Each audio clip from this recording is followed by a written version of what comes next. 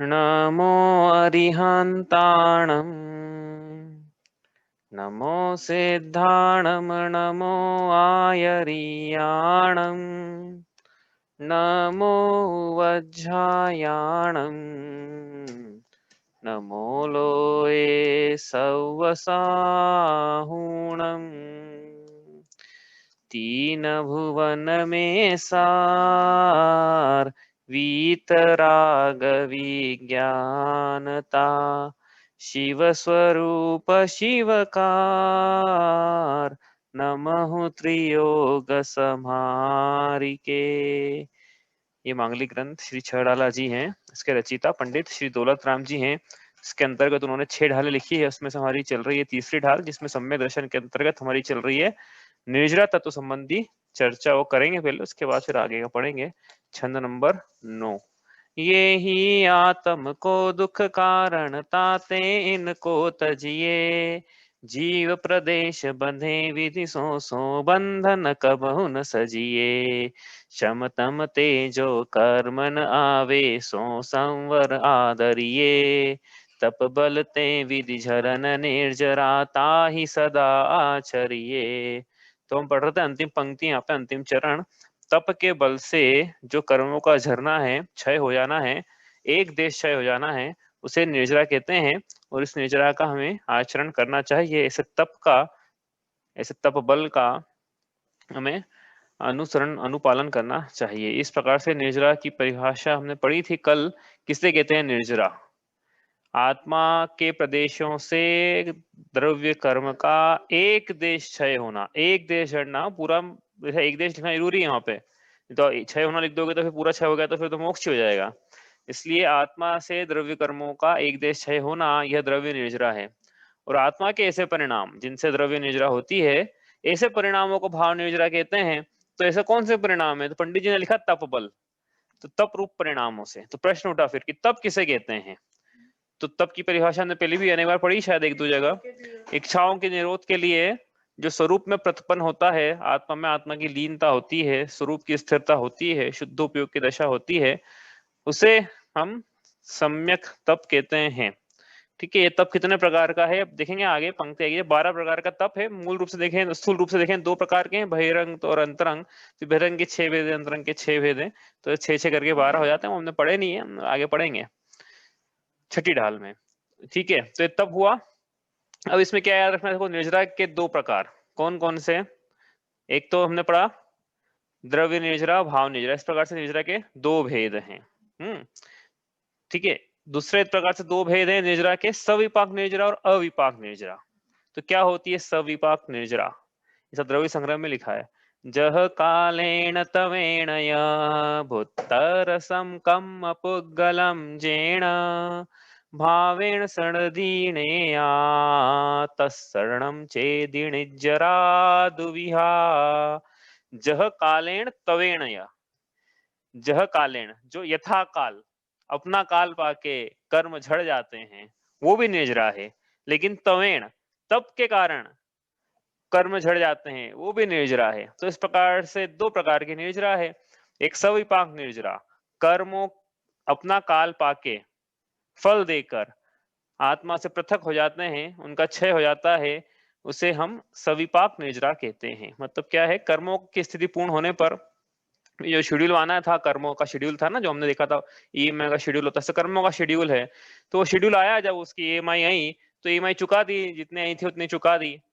और नया लोन भी ले लिया। लेकिन ये भी होता ही आ रहा है। तो आप बोलोगे फिर ईएमआई चुकाई तो ईएमआई फिर खत्म हो जाना चाहिए ना कर्म की? नहीं, जब चुकाई जाती है तो उसी समय नए लोन लिया जाता है, फिर चुकाई जाती है, फिर नया लोन साथ में चल रही है। अनादिकाल से प्रोसेस चला आ रहा है, इसलिए लोन कभी चुका ही नहीं। इसलिए आत्मा से कभी कर्मों का पूर्ण क्षय हुआ ही नहीं, स्टॉक आउट कभी हुआ ही नहीं। स्थिति बनी की बनी रही। जितने कर्म के परमाणु बंधे हुए हैं ना, 1.5 गुण हानि इंटू समय प्रबद्ध, इतने बताया नहीं था, लिखा नहीं था ये, लेकिन इतने कर्म आत्मा में सत्ता में रहते हैं हमेशा। एक समय प्रबद्ध बांधा, एक समय प्रबद्ध की निर्जरा करी, और 1.5 गुण हानि समय प्रबद्ध, इतना प्रमाण आत्मा में बंधे हुए कर्म परमाणु का हमेशा रहा। तो सत्ता रही, स्टॉक रहा इतना। क्यों नहीं पूर्ण खत्म हुआ? क्योंकि जितना निकाला उतना पाया, जितना खोया उतना पाया। तो ये सविपाक निर्जरा में क्या हो रहा है कि जीव प्रति समय एक समय प्रबद्ध परमाणुओं को क्षय तो कर रहा है, लेकिन उदय भोग के क्षय कर रहा है। तो उदय के कारण आत्मा में मोह राग द्वेष के परिणाम फिर से हुए, मोहिनी के निमित्त से। मोहिनी चली गई तो फिर तो संवर शुरू हो गया इसका, है ना।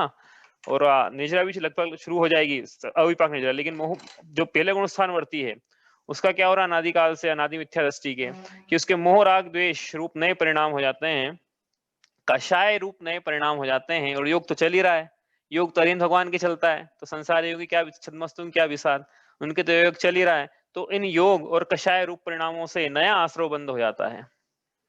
ये संतति अनादिकाल से चली आ रही है, इसलिए कभी सविपाक निद्रा मोक्ष मार्ग में प्रयोजन भूत नहीं है। क्यों नहीं है? क्योंकि उसके उदय में जीव नए कर्म कर लेता है, फिर वो नए कर्म की जो स्थिति आएगी, उनकी सविपाक निद्रा होगी, तो उसके उदय में जीव वापस नए कर्म कर लेगा। तो अभी हम कर्म के उदय को भोग रहे हैं, और यदि मोह राग द्वेष रूप परिणाम कर रहे हैं, तो उन मोह राग द्वेष रूप परिणामों से नए कर्म का आश्रय हो रहा है, नए कर्म का बंद हो जाएगा। कषाय की चिकनाई से स्थिति अनुभाग बंद नया पड़ेगा, और योग से, योग की खिड़की से प्रकृति और प्रदेश बंद पड़ ही रहा है। ठीक है, तो इस प्रकार से सविपाक निद्रा है, मोक्ष मार्ग में प्रयोजन भूत नहीं है। इसलिए आज के बाद जब भी निर्जरा की बात करेंगे, तब सविपाक निर्जरा की बात बिल्कुल नहीं करेंगे। इसलिए जब भी हम निर्जरा बोलें आज के बाद, मतलब ये क्लास के बाद जब भी निर्जरा शब्द आएगा, उस निर्जरा का मतलब लेना है अविपाक निर्जरा। मोक्ष मार्ग प्रयोजन में अविपाक निर्जरा ही कार्यकारी है। इसलिए अविपाक निर्जरा क्या होती है कि भाई जब कर्म उदय में आया, तब जीव ने पहले तो जैसा अनुभाग था, उसका अनुभाग समझ में आ गया हमें, जैसे इंटेंसिटी थी, फलदान शक्ति थी उस कर्म की, वैसा तो नहीं भोगा।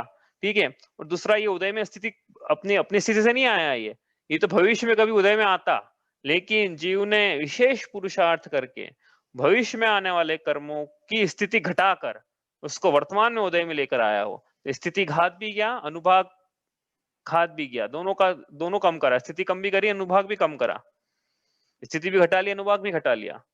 और ऐसा कर्म उदय में, वर्तमान में उदय में लाके भोग लिया, अनुभाग कम था। जैसे उदाहरण के लिए भविष्य में आने वाले मिथ्यात्व कर्म उनको वर्तमान में सम्यक के रूप में परिणमा के भोग लिया, तो मिथ्या दर्शन नष्ट नहीं हुआ और मिथ्यात्व भी चला गया, है ना, उदाहरण के लिए। तो ये इस प्रकार से अविपाक निद्रा में जीव के ऐसे परिणाम जिनसे उदयावली के बाहर, उदयावली क्या होती है? ये एक आवली में जो खड़े रहते हैं कर्म परमाणु आने के लिए, उसे उदयावली बोलते हैं। तो स्थिति में जब शेड्यूल बनता है, तो नेक्स्ट इंस्टॉलमेंट जिसको बोलते हैं, नेक्स्ट ईएमआई, तो उदयावली, उदयावली में खड़ी नेक्स्ट इंस्टॉलमेंट। तो वो उदय आवली मतलब कतार नहीं है यहाँ पे, आवली का मतलब एक आवली में उदय में आने वाले कर्म परमाणु जो खड़े हैं वहां पे उदय में आने के लिए, तो वो तो आएंगे ही, लेकिन उसके बाहर के जो कर्म के परमाणु हैं उदयावली के बाहर के, जिनका भी पका ही नहीं है, शेड्यूल आया ही नहीं, जिनका काल आया ही नहीं है, उनको खींच खींच के ला रहे हैं, उदयावली के अंदर ला रहे हैं। उदयावली के अंदर ला के उसका स्थिति कम कर ली, अंदर लाया तो अनुभाग भी कम कर दिया और उनको भोग लिया। तो आप बोल रहे भोग लिया, तो फिर अविपाक निद्रा कैसे है? देखो, पाक का मतलब होता है फल, विपाक का मतलब होता है फल। तो सविपाक मतलब सफल और अविपाक मतलब अफल, निष्फल। तो फिर सविपाक में तो सफल हुई, सफल हुई मतलब फल मिला, कर्म का फल मिला, तो सविपाक। तो अविपाक में फल नहीं मिलना चाहिए ना, तो आप तो बोल रहे हो कि हमने भोग लिया तो फल मिला, इसका मतलब। तो भैया ऐसा है, पहले भी समझाया होगा शायद ये, कि इसे 1 किलो का पत्थर हमको किसी को 1 किलो का पत्थर मारना है, तो कोई हम पे 1 किलो का पत्थर मारे, ठीक है, तो चोट आएगी ना, 1 किलो के पत्थर सर फूट जाएगा। लेकिन कोई 1 किलो के पत्थर के 1-1 ग्राम करके 1000 पीस बना ले और 1-1 ग्राम यूं मारे, ऐसे कर करके, तो क्या होगा? कुछ नहीं होगा, ऐसे बैठे में पता ही नहीं पड़ेगा कि कुछ हो रहा है। तो ऐसे ही ये हुआ कि इनका अनुभाग कम कर दिया, 1 किलो का जो था ना 1 ग्राम में कम कर दिया, और परमाणु उतने के उतने ही वो 1 किलो के 1000 बार आ जाएंगे भले ही, लेकिन जीव को फर्क नहीं पड़ता उससे, सर नहीं फूटेगा उससे। तो इस प्रकार से अनुभाग कम करके उदय में आए हैं वो। तो ये लगभग जैसे फल ही ना मिला हो, इसलिए अविपाक भेज रहा है वो कि पूरे आएंगे, मतलब हाँ, जितने खींच के लाए हैं उदयावली के बाहर के उतने तो पूरे आएंगे, लेकिन पूरे खींच के नहीं लाते हैं ना बाहर के, पूरे खींच के लाएंगे तो मोक्ष हो जाएगा फिर तो, इसलिए एक देश खींच के लाएंगे बाहर से। उदयावली के बाहर के जो कर्म अभी माने हैं हमने, उसका शेड्यूल बन जाएगा, ठीक है। आबाधा काल के बाद उदय में कहीं आएंगे वो, ठीक है, आबाधा काल के बाद उदय में आएंगे। तो शेड्यूल जब बनेगा ना उनका, तो ऐसा नहीं कि सबका एक ही लाइन में एक ही समय में उदय में आ जाएंगे। जो अभी एक समय में जो परमाणु मानते हैं, उनका शेड्यूल डिस्ट्रीब्यूटेड रहेगा। और जब खींच के लाएंगे ना, तो एक समय वाले को जो अभिमान था उनको नहीं लाना है, वो तो शेड्यूल में से कभी यहाँ से लाएंगे, कभी वहां से लाएंगे, ऐसे लाएंगे खींच के ना। एक देश नहीं, एक समय वाले से, एक समय से मतलब नहीं है, एक देश लेके आएंगे, एक देश मतलब कुछ लेके आएंगे। एक देश का मतलब ये कि सब खींच के नहीं लाएंगे, सब खींच के आएंगे तो मोक्ष हो जाएगा ना, फिर तो निर्जरा ही करा रहे हैं, मोक्ष कराएंगे इसके बाद। ठीक है, तो ये कैसे होता है? तप से होता है, तप के प्रयोग से जीव मुनिराज एक समय प्रबद्ध से ज्यादा परमाणुओं की निर्जरा कर लेते हैं, इसलिए तब कार्यकारी है स्टॉक आउट करने में। सविपाक निर्जरा कार्यकारी नहीं है, और अनुभाग भी कम कर दिया है, तो अब इसके उदय में वैसे राग द्वेष मोह के परिणाम नहीं होंगे जैसे सविपाक के उदय में होते हैं, सविपाक निर्जरा के काल में होते हैं। अविपाक निर्जरा में तो अनुभाग बहुत कम हो गया, जैसे मिथ्यात्व को सम्यक में कन्वर्ट कर दिया उदाहरण के लिए, तो मिथ्या दृष्टि नहीं रहा ना, तो मिथ्या दर्शन से होने वाला आश्रव नहीं हो रहा है वहां पे। कहने का मतलब ये है, जैसे अप्रत्यक्षावरण कषाय, अप्रत्यक्षावरण कषाय को संजुलन में उदय करके भोग लिया, तो इसका मतलब है कि वीतराग का घात, वीतराग मतलब छायो क्षमिक चारित का घात नहीं हुआ पूरा पूरा, कहने का मतलब ये है। इस प्रकार से तो ये हुआ अविपाक निर्जरा, तो यही मोक्ष मार्ग में कार्यकारी है। इस प्रकार निर्जरा दो प्रकार की, सविपाक और अविपाक। तो मोक्ष मार्ग में अविपाक निर्जरा ही कार्यकारी है, मतलब तप के प्रयोग से उदयावली के भार के निश्चयों को उदयावली में लाके उनका अनुभागहीन करा के भोग लेना, जिससे उनका क्षय हो जाए, उसे हम अविपाक निर्जरा कहते हैं। ठीक है, ये हमने पढ़ा था कल। तो ये दो प्रकार से पढ़ा इसको, एक द्रव्य निर्जरा क्या होती है, भाव निर्जरा क्या होती है, और एक सविपाक निर्जरा क्या होती है, और अविपाक निर्जरा क्या होती है। अब अलग प्रकार से भी इनके भेद है, जब हमने पीली ढालने पड़े थे, हमारी जरूरत नहीं है अभी यहाँ पढ़ने की, वो तो वहाँ वही जरूरत थी इसकी। अकाम निर्जरा और सकाम निर्जरा क्या होती है? तो अकाम निर्जरा क्या होती है कि जैसे चारक में गाय को रोक लिया है, बंधक बना लिया है, या घोड़े को बंधक बना लिया है, या कैदी बना दिया किसी को, तो अब उसके कषायों, इंद्रियों की लालसा तो है ना, अविरति तो पाई जा रही है उसकी, अप्रत्यक्षावरण कषाय का उदय पाया जा रहा है, इंद्रियों के प्रति अविरति के परिणाम है, इंद्रियों के विषयों के प्रति, तो उसकी उनकी इच्छा तो हो रही है इंद्रियों के विषयों को भोगने की, लेकिन भोगने के लिए नहीं मिल रहे हैं। तो भोगने के लिए नहीं मिल रहे तो तो कर्म तो आए, अपना फल दिया, लेकिन उसके उदय में जीव ने शांत परिणाम रखे हैं, तो ऐसा करने से भी निर्जरा तो हो रही है, लेकिन इसे अकाम निर्जरा कहते हैं, क्योंकि ये अनिच्छा से हुई है, इच्छा नहीं थी निर्जरा करने की, तत्वों पे दृष्टि नहीं थी, कहने का मतलब ये है। तो ये अकाम निर्जरा है। लेकिन सकाम निर्जरा सम्यक दृष्टि को होती है, उसमें वो सेम सिचुएशन सेम है, लेकिन उनके उस समय तत्वों में दृष्टि होती है, तो इसी निर्जरा को सकाम निर्जरा कहा। ठीक है, चलो ये तो हमारा निर्जरा का प्रकरण पूरा हुआ। कोई प्रश्न है आपका तो आप इसमें पूछो, कोई कुछ रह गया हो कल से, कल की क्लास से भी किसी को कुछ पूछना है तो।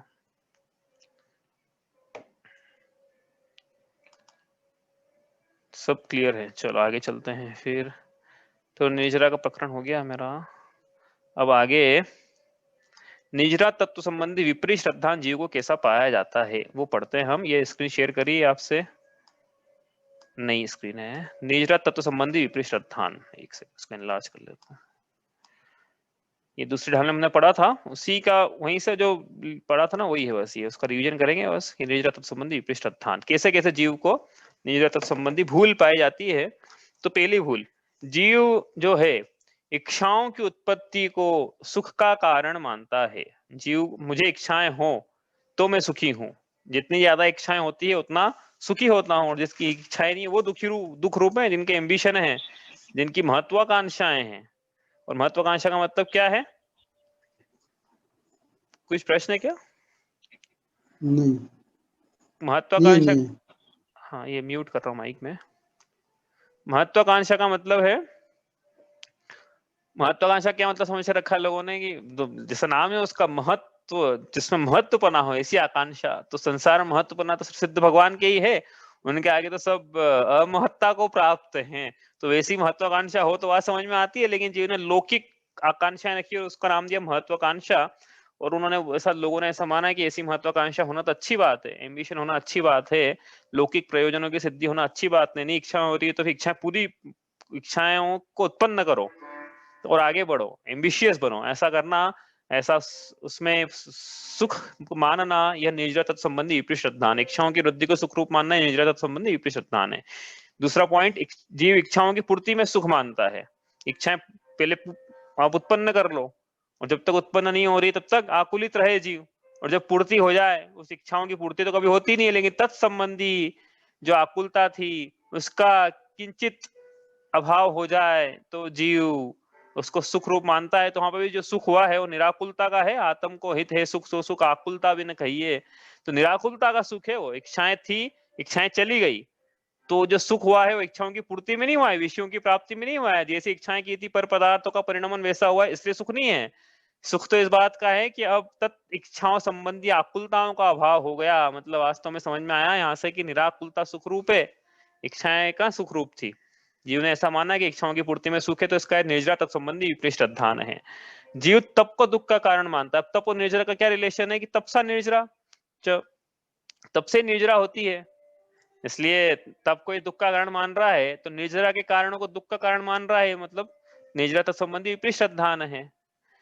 तप सुख का कारण है, मतलब कोई दूसरा दुख तप तप कर रहा है तो उसकी अवस्था इसको कि कहाँ 10 उपवास कर लिए, कितने दुख रूप 30 उपवास कर लिए, कितने दुख रूप परिणाम है इनके, ऐसा कर लिया इन्होंने, ऐसा कर लिया। हाँ, तो ये स्वाध्याय में बैठे रहते हैं 2 घंटे 3 घंटे, स्वाध्याय भी तप है। तो ये जीव को सामने वाले को देख के दुखी हो रहा है ये, तो इसके क्या है, निजता तो संबंधी भूल पाई जा रही है। ठीक है। चौथा, जब ये स्वयं तप रूप होता है, तब स्वयं तप के परिणाम करता है। नहीं, तो 5वां हो गया। चौथा पॉइंट, बाह्य उपवास आदि को निर्जरा का कारण मानता है। तो बाह्य उपवास आदि से निर्जरा नहीं है। निर्जरा किससे है बताओ, चलो समझ में आया। तो जीव ने उपवास करा तो निर्जरा हुई कि नहीं हुई, तप हुआ कि नहीं? तब तो अंदर आत्मा के निकट वास करना। हाँ, आत्मा के निकट वास करा तो तप है। सिर्फ उपवास करा मतलब क्या करा, उपवास के नाम पे आहार का त्याग किया तो तप नहीं है। आहार के साथ में विषय कषाय का त्याग किया तो तप है। और साथ में भी जोड़ना, साथ में परिभाषा हमने लिखी ऊपर, इच्छाओं का निरोध क्या थी उपवास करके, इच्छाओं का निरोध किया भी नहीं बोलना चाहिए, इच्छाओं का निरोध हुआ कि आज तो हम अष्टमी का दिन था आज, तो आज सुबह 6 बजे से मंदिर गए और 11-12 बजे वापस आए और हमें उन 6 घंटों में इच्छा ही नहीं हुई कि हम भोजन ग्रहण करें। घर आके भी हमने स्वाध्याय किया अष्टमी 14 से, तो हाँ शाम को भी सामायिक प्रतिक्रमण किया, तो मैं इच्छा ही नहीं हुई भोजन ग्रहण करने की, तो उपवास है। इच्छाओं का निरोध तो होगा ना कि नहीं, प्लानिंग हो जाए अगले अगले दिन तो सुबह ये बनाए खाएंगे मम्मी से ये बनवाऊंगा तो इच्छा, ये तो उल्टा और नई इच्छाएं हो गई। ये तो इच्छा रोई नहीं होती थी, नई इच्छा कर ली। तो इच्छाएं करके कि मेरा समाज में सम्मान होगा इसलिए मैं उपवास करूं, तो भाई ये तो इच्छाएं हो गई। इच्छाओं के निरोध को तप कहा था, ये तो नई इच्छाएं कर ली, इसको हम कैसे तप कहें? ठीक है। 5वां पॉइंट, उपवास आदि को कष्टप्रद मानता है। यह भाषित होता है कि स्वयं यदि करे तो उसको कष्ट महसूस होता है, स्वाध्याय करने में बड़ा तप उसको कष्टप्रद लगता है, और उसको दूसरे कार्य तो उसमें भी उसको कष्ट भाषित होता है। ठीक है। तो ये इस प्रकार से इसका निरत संबंधी विपरीत श्रद्धान है। यह जीव इच्छा को अपना स्वभाव मानता है। जीव ने मान के ऐसा रखा है कि इच्छा तो आत्मा का स्वभाव है, मेरा स्वभाव है, अनादिकाल से मेरा स्वभाव रहा है। हाँ, तो वो स्वभाव वैभाविक रहा है, लेकिन कहना ये चाह रहे हैं हम पे, है ना, स्वाभाविक स्वभाव नहीं है। स्वभाव भी 2 प्रकार के हैं, एक औपाधिक है, एक निरुपाधिक है। औपाधिक मतलब कर्म के उदय से जो स्वभाव हुआ, कर्म के उदय से जो स्वभाव हुआ है वो विभाव स्वभाव है। हाँ, और कर्म के जिसमें कर्म का निमित्त नहीं है, जो आत्मा का स्वभाव ऐसा जो कर्म के बिना होता है। ये जब कर्म चले जाएंगे तो जैसा स्वभाव होना चाहिए, शुद्ध स्वभाव, तो वैसा स्वभाव नहीं है जीव का इच्छा रूप। हाँ, तो यदि इच्छा हो रही है तो वैभाविक स्वभाव, लेकिन विभाव को अपना स्वभाव मान रहा है, इसका मतलब ये निजरा तो संबंधी विपरीत श्रद्धा ने इच्छा रूप स्वभाव को, हाँ इच्छा रूप स्वभाव को अपना स्वभाव मान रहा है, इच्छा रूप इच्छा के परिणाम को। तो इसका निजरा तो संबंधी इस प्रकार से विपरीत श्रद्धान हुआ। इस प्रकार से हमने रिवीजन किया, रोकी ने चाह निज शक्ति खोए इसका। ठीक है, कोई प्रश्न है आपका तो पूछ लें, तो अपन चलते हैं अब 10वें छंद की तरफ। चले, चलिए पढ़ते हैं एक बार। सकल कर्म ते रहित अवस्था सो शिव थिर सुखकारी, या विधि श्रद्धा तत्वन की सो समकित व्यवहारी। देव जिनेन्द्र गुरु परिग्रह विन धर्म दया जुत सारो, ये हुमान समकित को कारण अष्ट अंग जुत धारो। तो एक तत्व बचा था ऊपर, उसकी विवक्षा करी यहाँ पे मोक्ष तत्व की पहले चरण में, फिर जिसका विवेचन चल रहा था उसकी बात करी कि देखो यहाँ पे हम जो बता रहे थे वो विवेचन पूर्ण हुआ है। अब आगे से तीसरी पंक्ति से एक नई चीज शुरू होगी तो करेंगे, तब हम भी करेंगे, लेकिन अभी तो हमें पहली पंक्ति का अर्थ करना है जिसमें मोक्ष तत्व क्या है वो बतलाया है। मोक्ष क्या है? तो उन्होंने पंडित जी ने लिखा सकल। सकल मतलब, सकल मतलब, अब देखो इसमें ना अपन दोनों अर्थ निकाल सकते हैं यहाँ से, दोनों अर्थ निकल जाएंगे यहाँ से। सकल कर्म तो रहित अवस्था, नीचे हो सकता नहीं लिखा हो, लेकिन अपन निकाल सकते हैं। देखो ना, अर्थ निकालने में ऐसा कुछ नहीं कि नहीं निकाला जा सकता है, अर्थ आप निकालो, लेकिन सिद्धांत से विरोध उत्पन्न नहीं होना चाहिए उस अर्थ में। एक शब्द के, एक सेंटेंस के अनेक अर्थ निकाले जा सकते हैं, लेकिन जो भी अर्थ निकाला जाए सिद्धांत से विरोध खड़ा नहीं हो जाएगी, ये तो है ही नहीं, आप गलत निकाल लिया आपने, ऐसा नहीं होना चाहिए। ठीक है, तो एक अर्थ तो निकला हुआ साफ है यहाँ से, सकल कर्म तो रहित अवस्था। सभी, सकल मतलब सभी कर्मों से रहित जो अवस्था है, सभी कर्मों से जो रहित अवस्था है, सो शिव। शिव मतलब मोक्ष, वह मोक्ष है। मोक्ष क्या है? सभी कर्मों से रहित अवस्था, आत्मा की सभी कर्मों से रहित अवस्था, यह मोक्ष है। और वो मोक्ष कैसा है? वह मोक्ष सुखकारी तो है ही है, और स्थिर भी लिखा है। स्थिर मतलब स्थिर, स्थिर अचल सुखकारी है। एक अर्थ ही निकला इसका यहाँ से। दूसरा देखो, हमने पढ़ा नहीं कहीं से, तो अभी आपके सामने अभी मतलब मुझे ख्याल में आया तो मैं निकाल रहा हूँ। हाँ, सकल, सकल का मतलब क्या होता है? कल का मतलब होता है शरीर, तो सशरीर, तो सशरीरी अवस्था से रहित अवस्था, और कर्मों से मतलब नो कर्म और द्रव्य कर्म से रहित अवस्था, यह मोक्ष है, और यही स्थिर सुखकारी है। कल का मतलब शरीर भी होता है ना, सकल निकल परमात्म देव तिन्मे घाति निवारी, श्री अरंत सकल परमात्म लोकालोक निहारी, ज्ञान शरीरी त्रिविध कर्म मल वर्जित सिद्ध महंता, ते हैं निकल अमल परमात्म भोगे शर्मनंता। तो निकल अवस्था है मतलब सकल रहित अवस्था है, तो निकला ना दूसरा अर्थ। सकल रहित अवस्था मतलब सशरीर रहित अवस्था, मतलब अशरीरी अवस्था, मतलब नो कर्म रहित अवस्था, और दूसरा है कर्म रहित अवस्था। नठट्ठ कम्म देहा, ऐसा लिखा है द्रव्य संग्रह में, नठट्ठ कम्म देहा, 8 कर्म से रहित अवस्था। और कर लिखा देह, देहा, देह भी लिखा है साथ में, नठट्ठ कम्म देहा, इससे रहित अवस्था, देह से भी रहित अवस्था, तो वो आगे ना देह से रहित अवस्था है वहां पे। नठट्ठ कम्म देहा लोया लोयस्त जानो दठा पुरिसा यारो अप्पा सिद्धो जाए लोय सिहरथो। ऐसे होते हैं सिद्ध भगवान।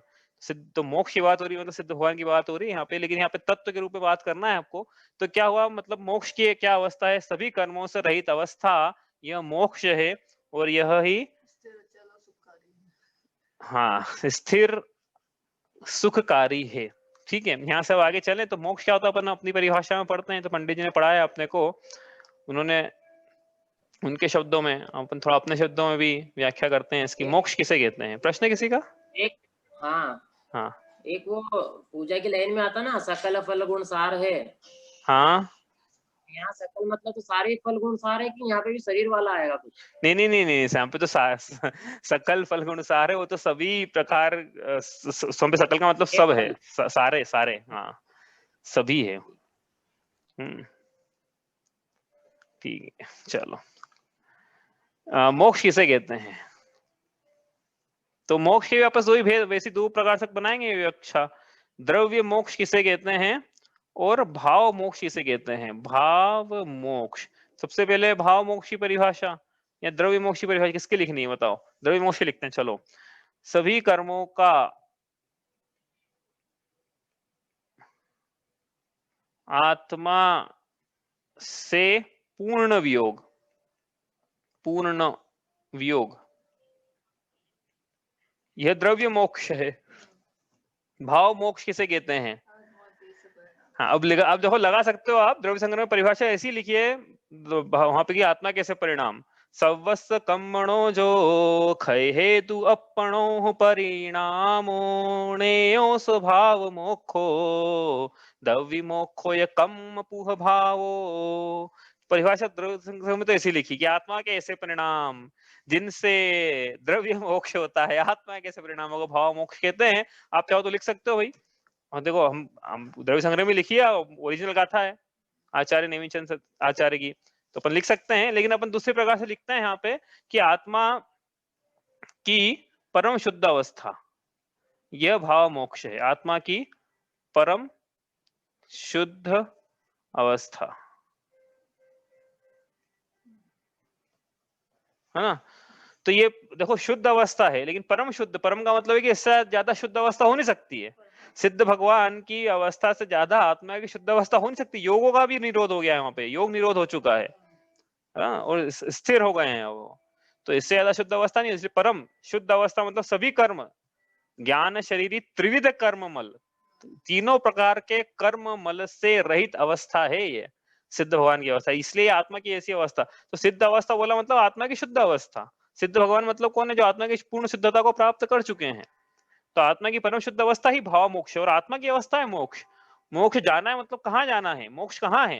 पहले ही पूछा था दूसरी ढाल, मोक्ष कहाँ है? जिससे पूछा मोक्ष कहाँ है तो क्या बोलता है?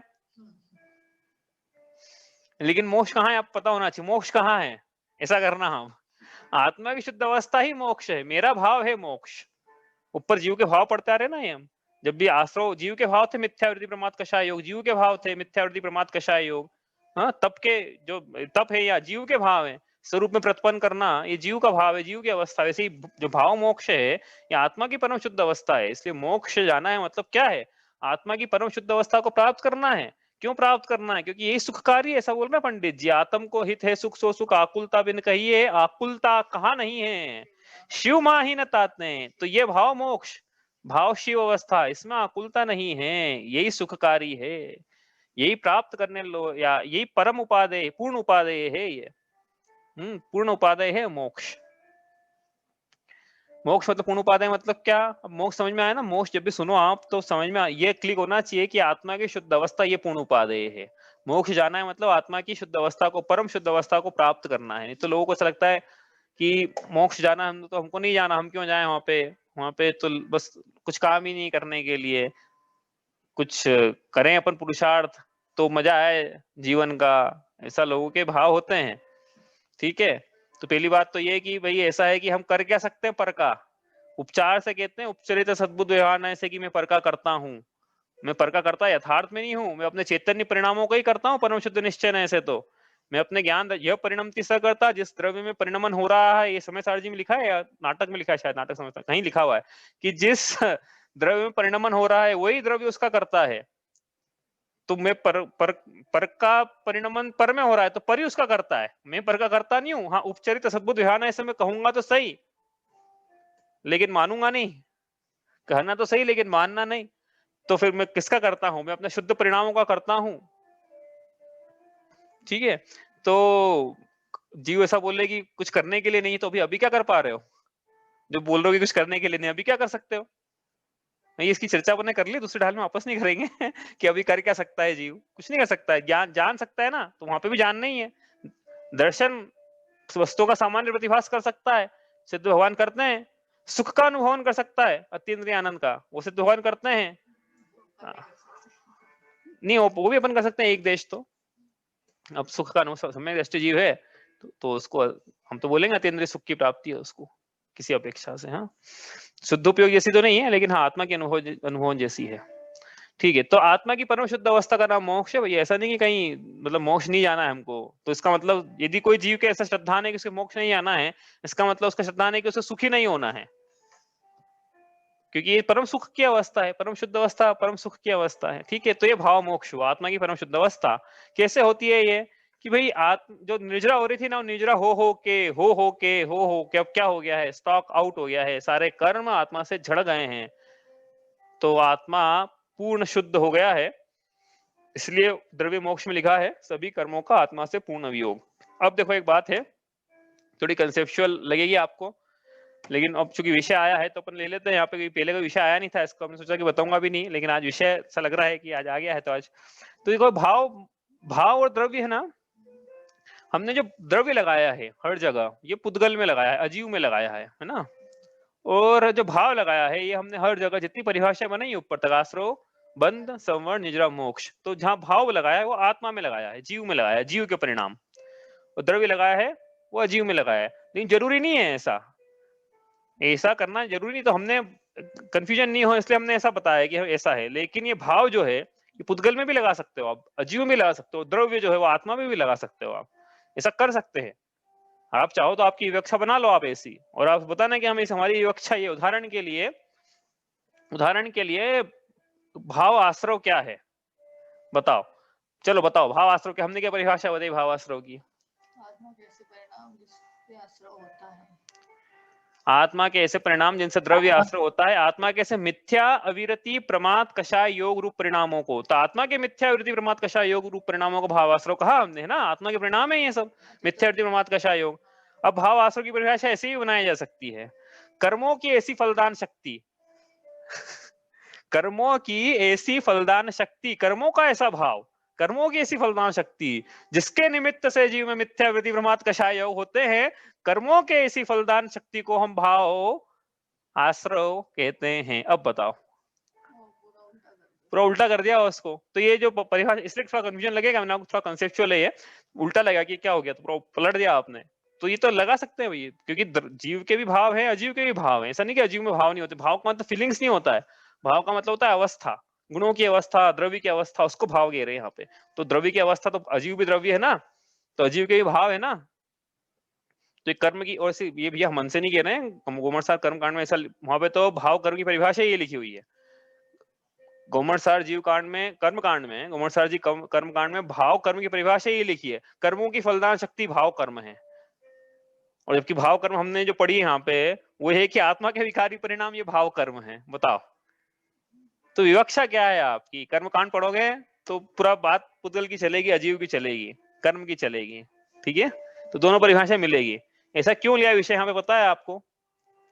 उसका सबसे बड़ा कारण यह लेने का कि द्रव्य मोक्ष जो परिभाषा है वो ऐसी भी आपको मिलेगी, और ऐसी ही अक्सर, एक सेकंड लाइट चली गई है, मैं कनेक्ट करता हूँ वापस से, एक सेकंड।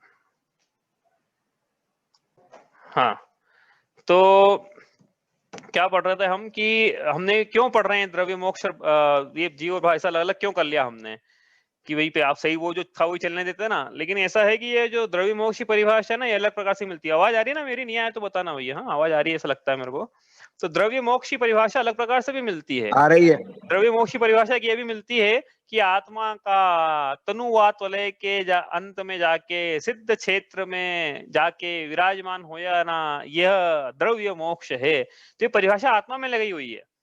तो आत्मा का द्रव्य मोक्ष क्या है? देखो, आत्मा का यह यहाँ पे एक्चुअली द्रव्य मोक्ष लिखा है ना, ये पुद्गल का लिखा है वैसे, पुद्गल का मोक्ष। अब जीव को पहले ये समझे कि पुद्गल का मोक्ष मतलब क्या होता है, समझाया था एक बार पहले भी। हाँ, पुद्गल का ये जो क्योंकि आपने पुद्गल का आना माना था, जैसे अजीव का आना माना, अजीव की अवस्था, अजीव का आत्मा में आना माना था ना, आश्रव में, द्रव्य आश्रव में, द्रव्य बंध में अजीव का आत्मा से बंधना माना था, निर्जरा में अजीव का आत्मा से एक देश क्षय होना माना था, संवर में अजीव का आत्मा से आन में आना रुकना माना था।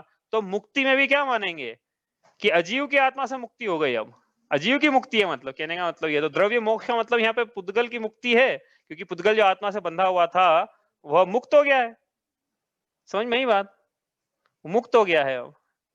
तो ये जो द्रव्य मोक्ष लिखा है यहाँ पे, उसका मतलब है अजीव की मुक्ति है, पुद्गल का मोक्ष है। पुद्गल पहले बंधा हुआ था, अब वो मुक्त हो गया है। और भाव मोक्ष है आत्मा की परम शुद्ध अवस्था।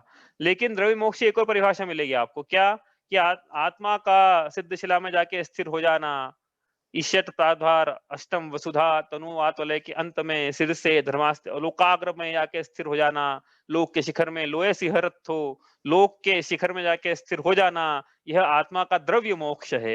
ये परिभाषा मिलेगी आपको भैया। हाँ, इसलिए मैंने बता दिया कि दोनों में लगती परिभाषाएं। आपको आत्मा में लगानी है तो द्रव्य मोक्ष भाव मोक्ष आत्मा में लगाओ, और पुद्गल में लगाना है तो द्रव्य मोक्ष भाव मोक्ष पुद्गल में लगा दो, दोनों में लगा सकते हो आप। आई बात समझ में आई कि नहीं आई? कि थोड़ा ऊपर समझाएं इसको, थोड़ा कंसेप्चुअल था ये विषय, हो सकता है नींद पे आया समझ में। तो इस हिसाब से तो जो पुद्गल है प्रतिक्षण मोक्ष को प्राप्त हो रहे हैं। नहीं, वो एक्चुअली यहाँ पे क्या है कि पूरे कर्मों का आत्मा से पूर्ण वियोग हो जाना, तो जब अंतिम कर्म, हाँ कह सकते हो आप ऐसा। एक अपेक्षा ये भी है कि प्रति समय तो निर्जरा हो ही रही ना उनकी, प्रति समय निर्जरा हो ही रही है। लेकिन यहाँ पे जब मोक्ष की बात करना है, हाँ, तो वो जब आत्मा की शुद्ध अवस्था प्रकट हो गई हो तो उसके निमित्त से जो कर्म के परमाणु निकले हैं वहां से, वहां उन कर्म के परमाणु की बात है। जब आत्मा की पूर्ण शुद्ध अवस्था, इसलिए आत्मा के ऐसे परिणाम जिनसे द्रव्य मोक्ष होता है, आत्मा के उन परिणामों को भाव मोक्ष कहते हैं, ठीक है? तो द्रव्य मोक्ष मतलब क्या है कि सारे कर्मों का जब पूर्ण वियोग हो जाता है तब उनको बोलेंगे कि हाँ, इनका नए, क्योंकि अब क्या है, आत्मा में शक्ति नहीं बची कि नए कर्म के परमाणु को बांधे, तो मुक्त हो गए वो कर्म के परमाणु, और उस आत्मा से हमेशा के लिए मुक्त हो गए। अब वो कर्म के परमाणु उस आत्मा में कभी नहीं बंधेंगे, ऐसा कोई भी, क्योंकि ना जो हमने कर्म के परमाणु छोड़े हैं वो वापस बन सकते हैं, ऐसा नहीं कि नए बनेंगे हर बार। जैसे अभी जिन कर्मों की सविपाक या अविपाक निजरा हुई है, वो कार्माण वर्गणा है, वापस से कर्म रूप परिणमित उसी आत्मा के साथ बन सकती है। तो ऐसा नहीं है, हाँ, दूसरों के साथ भी बन सकती है और स्वयं के साथ भी बन सकती है। तो ऐसा नहीं कि हमेशा अनादि द्रव्य, मतलब जो कभी जीव ने नहीं बांधा है द्रव्य वही बांधेगा, नया भी बांध सकता है, नया भी बांधेगा, पुराना ही बांध सकता है। ठीक है, चलो ये आया समझ में, आगे चले यहाँ से। कोई पूछना है किसी? तो ये मोक्ष हुआ। पुराना पुराना कैसे बंधेगा वापस से, मतलब पुराना ऐसा नहीं, मोक्ष होने के बाद तो नहीं बंधेगा, लेकिन जैसे जिनका मोक्ष नहीं हुआ है तो वो उनकी सविपाक निजरा चल रही है या अविपाक भी मान लो चल रही है, लेकिन अंतरंग में मोह राग द्वेष के परिणाम बैठे हुए हैं जिनके बैठे हुए उनके, तो जो पुराना छोड़ दिया है वही वापस से नया, वापस वही कर्मण वर्गणा है, वापस से उसी आत्मा के साथ कर्म रूप वापस परिणत हो सकती है। ठीक है, तो कर्म था वो फल देकर झड़ गया, अब वो कर्म नहीं रहा, अब वो वापस कर्माण वर्गणा में बदल गया। वो कर्मण वर्गणा है, वापस से कर्म में बदल सकती है ना, वही कर्मण वर्गणा तो कर्म में बदलती है ना, मोह राग द्वेष का निमित्त लेके, तो वापस हो गया, तो होता रहता है वो तो। ठीक है, चलो और कोई प्रश्न है किसी का?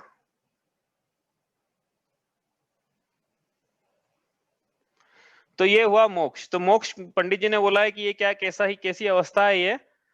सकल कर्म से रहित अवस्था, सो शिव स्थिर सुखकारी, यह कर्म से रहित अवस्था है जो कि स्थिर रूप से सुख देने वाली है। स्थिर रूप से पहले सुख देने वाली है, इसके अलावा संसार में कोई और सुख देने वाली अवस्था नहीं है जीव की। स्थिर सुख देने वाली अवस्था कोई दूसरी नहीं है। स्थिर बोला है यहाँ पे, क्यों बोला है? क्योंकि अनंत काल तक अब रही है, अनंत, इस पंक्ति आगे रही है, अनंत अनंत काल यथा तथा शिव परिणय, कि वो सिद्ध भगवान अब अनंत काल तक इस अवस्था में स्थिर रहेंगे। तो ये ऐसा क्यों लिखना पड़ता है स्थिर रहेंगे? कि भैया एक बार जीव ने मुक्ति की प्राप्ति कर ली है, उसके बाद वह जीव लौट कर वापस संसार में नहीं आएगा, स्थिर रहेगा वहां पे।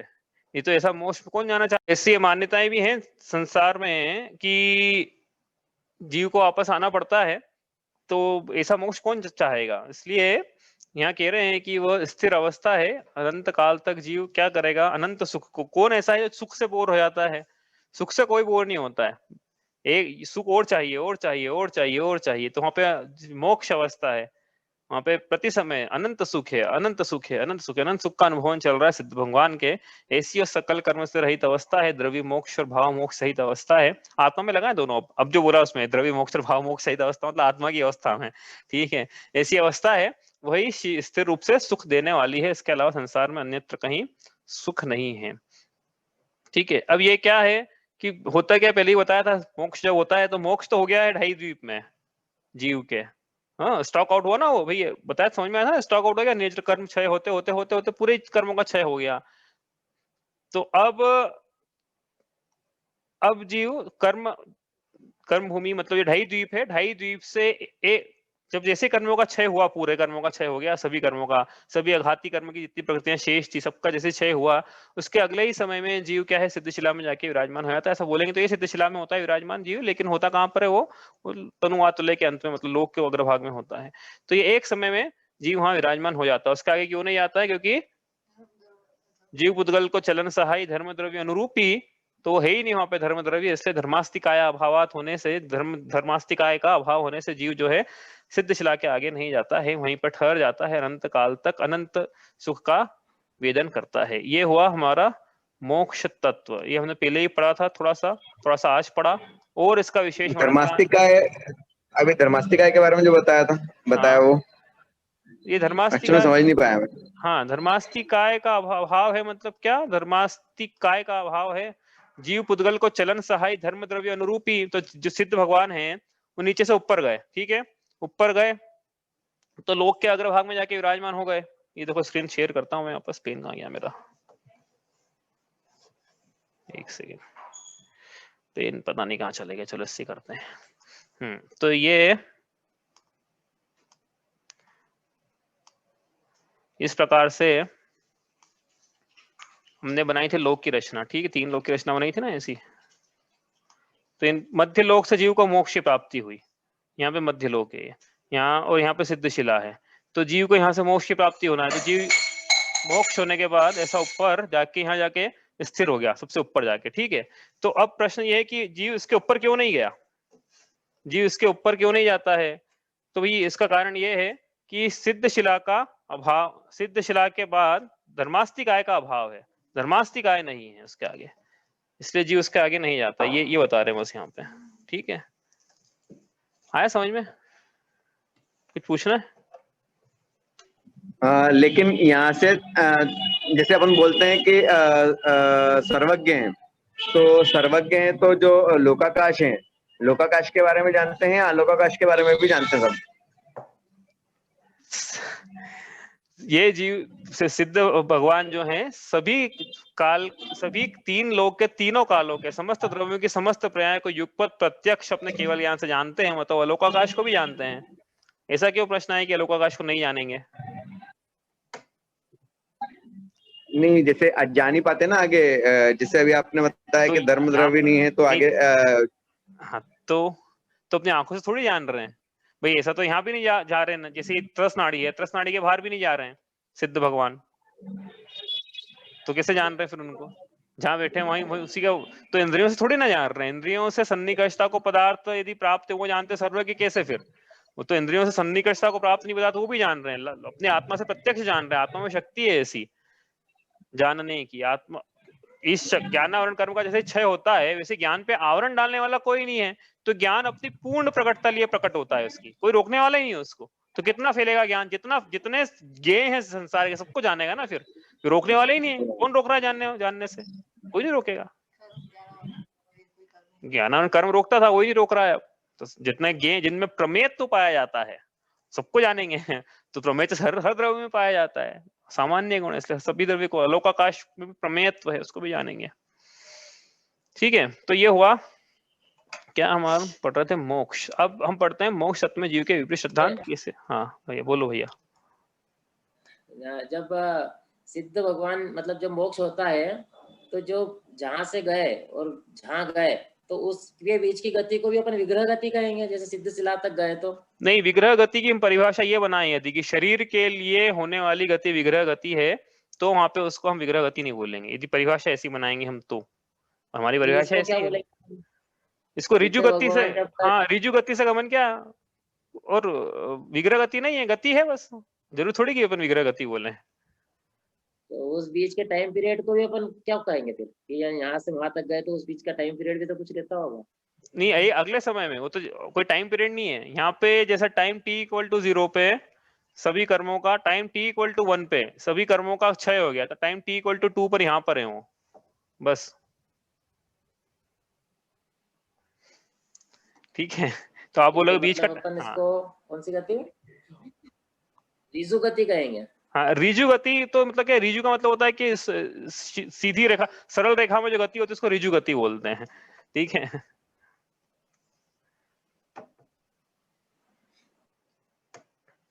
चलो, और कोई प्रश्न किसी का?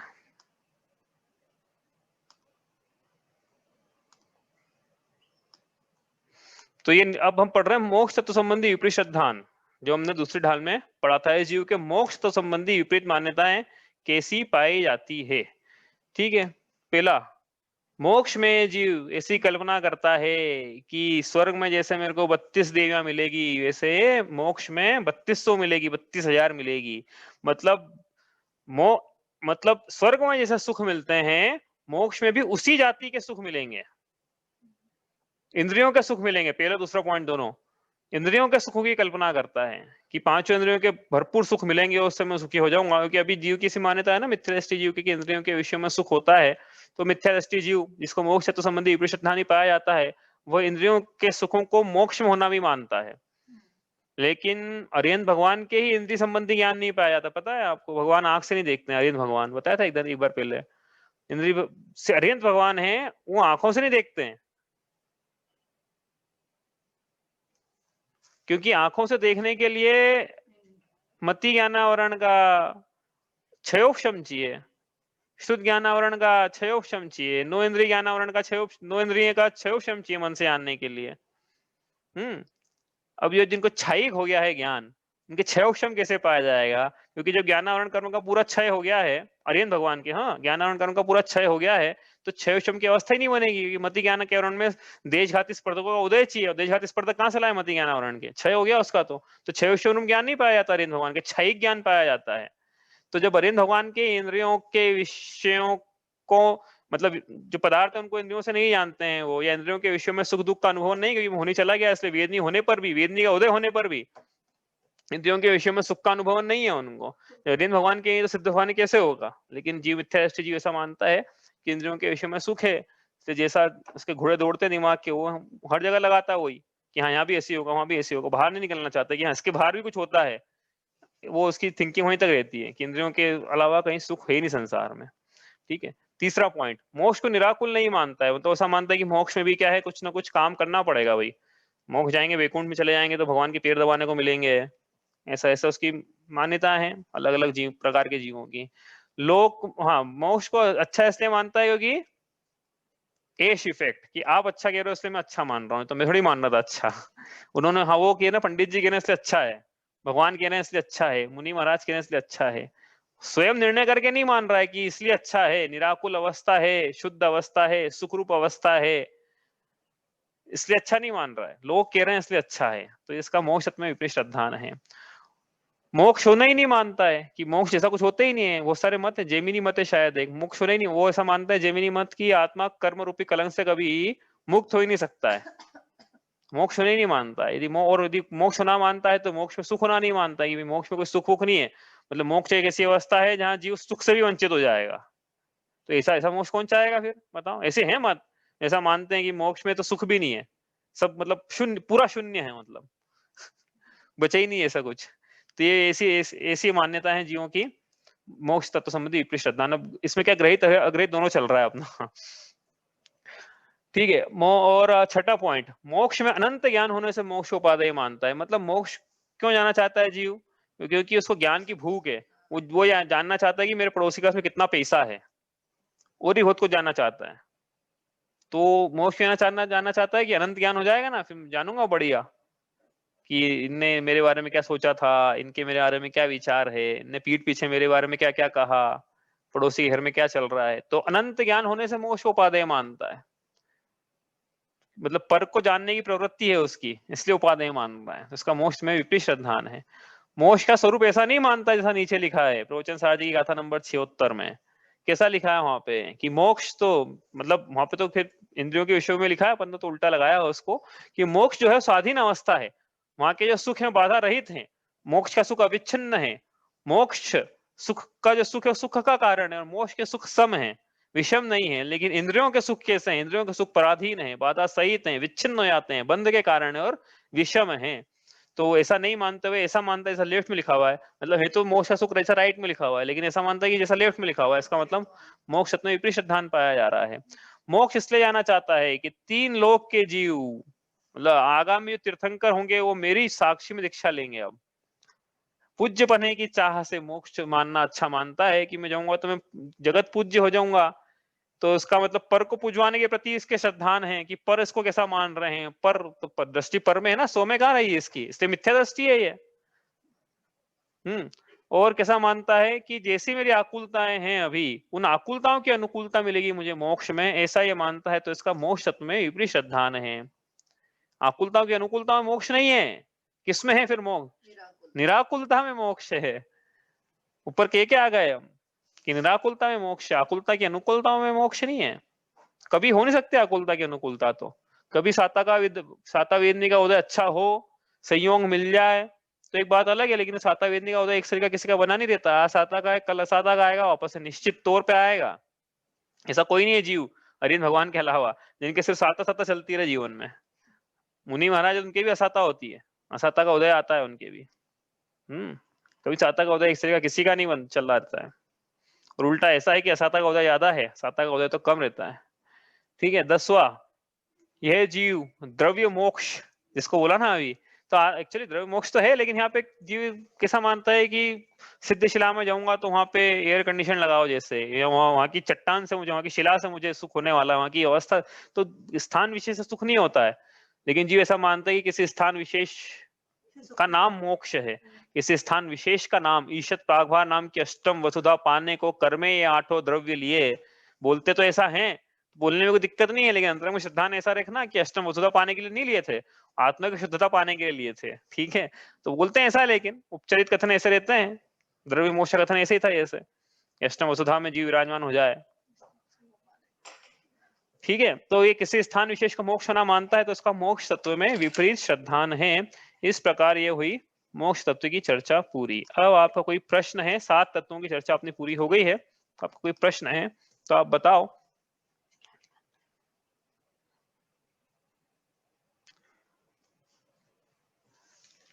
कोई प्रश्न नहीं किसी का?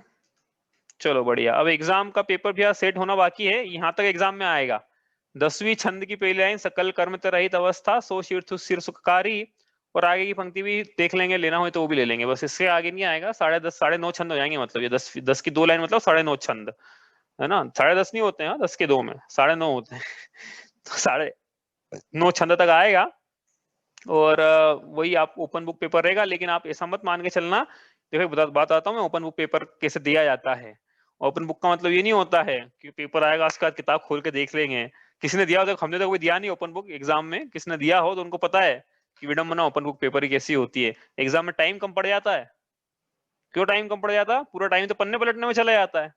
2 घंटे की एग्जाम में है तो इससे पढ़ना पड़ता है ओपन बुक में भी, ये तो 2 घंटे में नहीं हो पाएगा फिर, ठीक है। तो आप पढ़ना, और जिसको ऐसा है कि नहीं मुझे तो क्लोज बुक चाहिए था, तो वो आप वो ऐसा करना भाई कि आप क्लोज बुक देना पहले, ठीक है, फिर बाद में समय बचे तो उसी को ओपन में कन्वर्ट कर लेना, तो आपका सेल्फ असेसमेंट हो जाएगा कि हाँ आपको कितना क्लोज बुक में कितना आता था आपको, ठीक है, सेल्फ असेसमेंट हो जाएगा, ठीक है।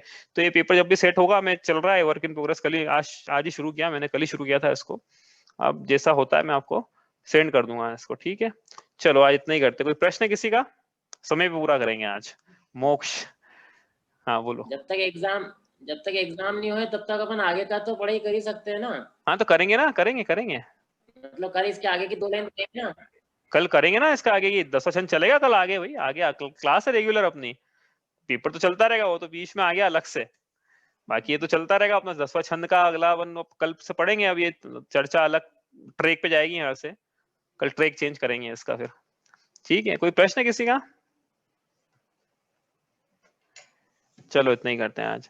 सहजानंदी शुद्ध स्वरूपी अविनाशी में आत्म स्वरूप, ज्ञानानंदी पूर्ण निराकुल सदा प्रकाशित मेरा रूप, देह मरे पर में नहीं मरता, अजर अमर हूँ आत्म स्वरूप, सहजानंदी शुद्ध स्वरूपी अविनाशी में आत्म स्वरूप, जावाणी के ज्ञान ते सूझे लोकालोक, सोवाणी मस्तक नमो सदा देता हूँ धोप।